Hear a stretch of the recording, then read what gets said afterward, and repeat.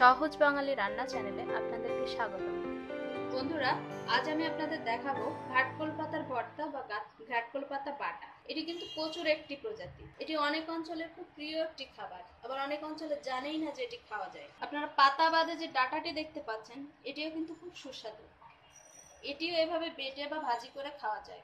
আমাদের ভিডিওগুলো দেখতে থাকুন। আগামী কোনো ভিডিওতে দেখাবো কিভাবে এটি রান্না করতে হয়। এখন আমি দেখাবো পাতাটি বাটার আগে কিভাবে প্রস্তুত করতে হয়। তাহলে চলুন দেখে নিই। এই যে এটি ঘাটকোল গাছ। এর ভেতর থেকে এই যে নরম নরম যে পাতাটি, অর্থাৎ জালি কচি যে পাতাগুলো, ডাটা থেকে এই পাতাগুলো আলাদা করে কেটে নিব। এই যে ডাটাটি দেখতে পাচ্ছেন, এটিও কিন্তু রান্না করে খাওয়া যায়। এটি এভাবে বেটে বা ভাজি করে খাওয়া যায়। এভাবে কচি যে পাতাগুলো আছে সেগুলো আমি নিয়ে নিব। বয়স্ক পাতাগুলো নিব না, যেমন এই পাতাটি বয়স্ক, এটা আমি নিব না।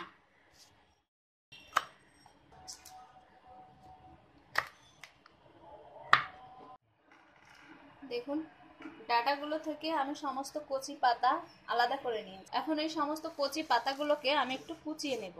খুব মিহি কুচি নয়, তবে সামান্য কুচি করে নেব। তাতে কি হবে, আমার বাটতে সুবিধা হবে বা ব্লেন্ড করতে সুবিধা হবে।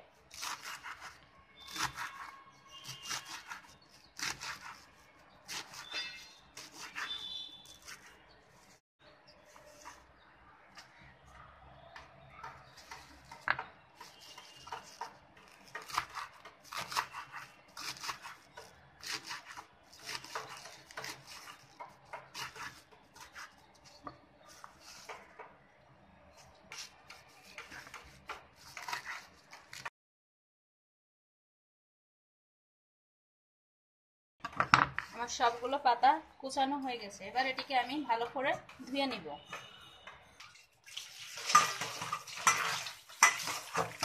ভালোভাবে ধুবো যাতে কোনো ময়লা না থাকে। অনেকেই প্রশ্ন করতে পারেন, আমি শাকটা কুচানোর আগে কেন ধুয়ে নিলাম না। কুচানোর পরে ধুলে যেটা হবে, এই কচুর পাতার ভেতরে ধরনের লালা মিশ্রিত কষ থাকে, যেটা গলা চুলকানোর সম্ভাবনা থাকে। তাই আমি কুচিয়ে নেওয়ার পরে এটিকে ধুয়ে নিচ্ছি। এটি আমার ধোয়া হয়ে গেছে। এখন আমি লবণ দিয়ে ভালো করে কষলে আবার ধুয়ে নেব। লবণ দিয়ে কষলে নিলে কি হবে, পাতাটা নরম হবে, তাতে আমার বাটতে বা ব্লেন্ড করতে সুবিধা হবে। আবার গাল ধরার সম্ভাবনা একেবারেই থাকবে না, যদিও এতে গাল ধরে না। দেখুন, পাতাটি একদম নরম হয়ে গেছে। এবার এই যে এর ভেতরে যে জলটা দেখতে পাচ্ছেন, এই জলটা ফেলে দিয়ে আমি আবার কিছুক্ষণ ধুয়ে নেব।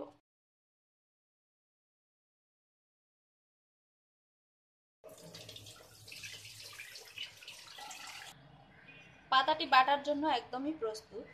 তাহলে চলুন এই সুস্বাদু ভর্তা বা এই ঘাটকোল পাতা বাটার জন্য কি কি উপকরণ লাগবে আমরা একটু দেখে নিই। ঘাটকোল পাতা, পেঁয়াজ কুচি, রসুন, কাঁচামরিচ, কালো জিরে, হলুদ, সর্ষে বাটা, লবণ এবং সরিষার তেল। এখন এই সমস্ত উপকরণগুলোকে আমি ব্লেন্ডারে দিয়ে ব্লেন্ড করে নেব। আপনারা চাইলে শিলপাটায়ও করতে পারেন। তাহলে চলুন আমরা একটু ব্লেন্ড করে নিই। আমি এখন ব্লেন্ডারে লবণ, হলুদ এবং তেল বাদে যে উপকরণগুলো আছে এক এক করে সবই দিয়ে দিব। প্রথমে দিচ্ছি ঘাটকোল পাতা,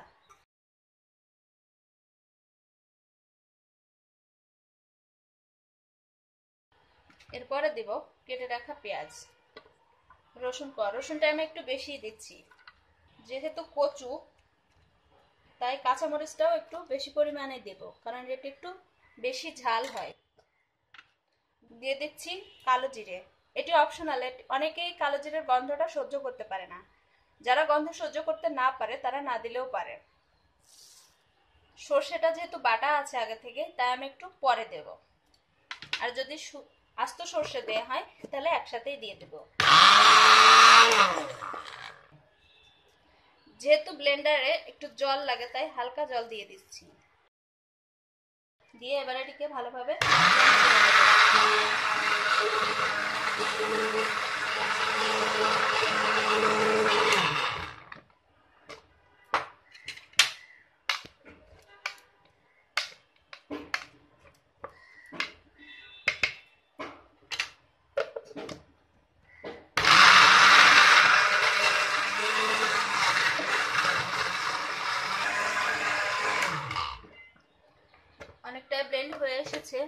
কিছুটা মিহি করব। এবারে আমি দিয়ে দিচ্ছি সরিষা বাটা।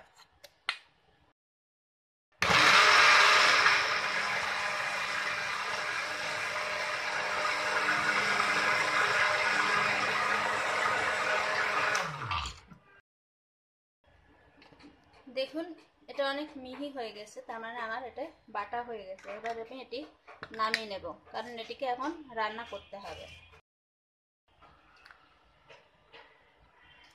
এই যে অনেক ঝোলঝোল মনে হচ্ছে, এই ঝোলঝোলটা থাকবে না, কারণ আমি তেলে রান্না করে এটাকে একদমই শুকিয়ে ফেলবো।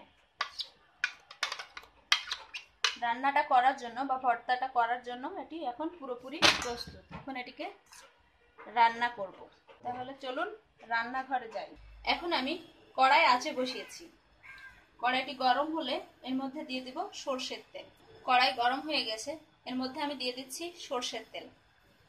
আপনারা চাইলে সাদা তেলও করতে পারেন, আর যারা বেশি হেলথ কনসিয়াস আবার একটু ভর্তার স্বাদও পেতে চান, তারা এই সরষের তেলটার সঙ্গে একটু সাদা তেল মিক্সড করতে পারেন। আমি আজ পুরোটাই সরষের তেল ব্যবহার করছি।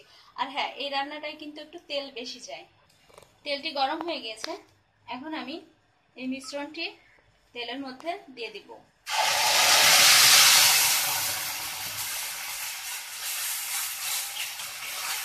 এবং মিশ্রণটি দেওয়ার পরে অবশ্যই মিডিয়াম আছে অনেকক্ষণ ধরে নেড়ে নেড়ে রান্না করব।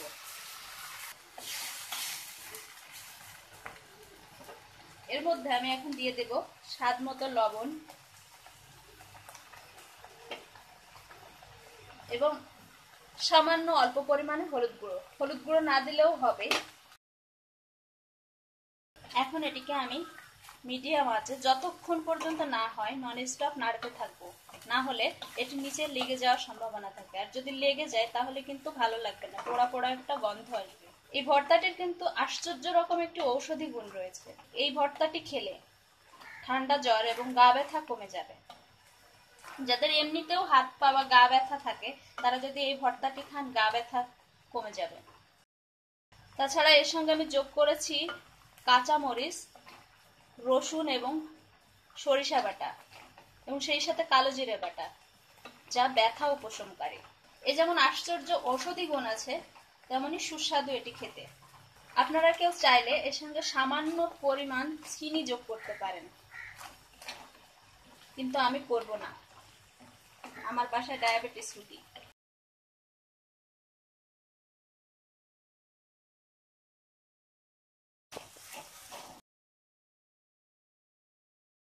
যেহেতু আমি ব্লেন্ডারে ব্লেন্ড করেছি এবং ব্লেন্ডারে ব্লেন্ড করার সময় সামান্য জল দিয়েছি, তাই এটি রান্না হতে একটু সময় লাগবে। কিন্তু অবশ্যই খেয়াল রাখবেন যেন অবশ্যই মিডিয়াম আঁচে হয়। বেশি আঁচে করলে এটি পুড়ে যাওয়ার সম্ভাবনা থাকবে। যদি শিলপাটায় করতাম তাহলে এত ঝোল ঝোল হতো না, আমার রান্নাটি এতক্ষণে প্রায় হয়ে যেত। আপনারা কেউ চাইলে এর সঙ্গে চিংড়ি মাছ যোগ করতে পারেন। সেক্ষেত্রে যখন ব্লেন্ড করবেন তখন একই সাথে চিংড়ি মাছ দিয়ে ব্লেন্ড করবেন, বা বাটার সময় চিংড়ি মাছটা বেটে দিবেন। দেখুন রান্নাটি প্রায় হয়ে এসেছে, তেল ছেড়ে এসেছে, অনেক শুকিয়ে গিয়েছে। আমি আরো একটু শুকাবো নেড়ে নেড়ে। সব থেকে ভালো হয় যদি শিলপাটায় করা হয়, কিন্তু আজকালকার দিনে সময় স্বল্পতার কারণে সবাই ব্লেন্ডারেই করে। ভর্তাটি প্রায় হয়ে এসেছে, সুন্দর একটি গন্ধ ছড়াচ্ছে। রসুন, কাঁচামরিচ, কালো জিরে সবকিছু কম্বিনেশনে সুন্দর একটি গন্ধ আসছে। আমার রান্নাটি প্রায় হয়ে গিয়েছে, কড়াই থেকে তেল ছড়িয়ে এসছে, তার মানে আমি এখন গ্যাস অফ করে দিয়ে সার্ভ করব।